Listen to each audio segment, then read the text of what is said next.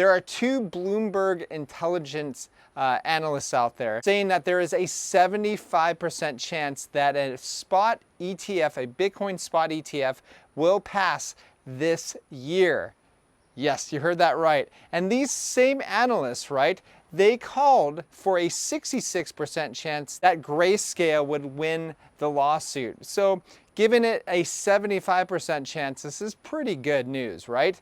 Now, let's go over why they think that, okay? Now, they say, while we factored in Grayscale's win in our previous 65% odds, the decisiveness of ruling was beyond expectations and leaves the SEC with very little wiggle room. And now they go on to say that this is beyond a legal loss. And keep in mind, they've been losing their butts lately. The SEC has been losing their butts. They lost, what, $250 million of taxpayer money because they were bullying up on Ripple. Now they lost this thing with Grayscale, and they're using more of your taxpayer money to go ahead and waste it on this stuff. Yeah, they are losing their butts. Not only that, but Wall Street Journal, New York Times, CNN, AP, and ABC are now praising this as it's a very positive move for a spot Bitcoin ETF to be passed very soon. So this is the mainstream narrative, and guess who owns all of those mainstream news outlets that I just mentioned? BlackRock and Vanguard, right? So of course they own these media outlets, and they also own the SEC. So I kind of feel bad for the SEC because they just have to do whatever BlackRock tells them to do, essentially. So yeah, I kind of feel bad, but maybe not so bad, right?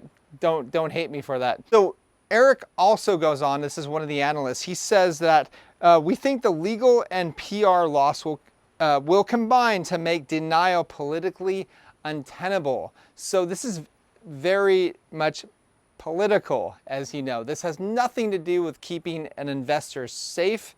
This is all about control, as you've probably already figured out if you've been watching this show for more than a week, all right? So now, lastly, he says, getting asked about deadlines is coming Friday. We will not be surprised if the SEC delays this Bitcoin ETF, spot Bitcoin ETF this week. But this isn't room for to panic, right?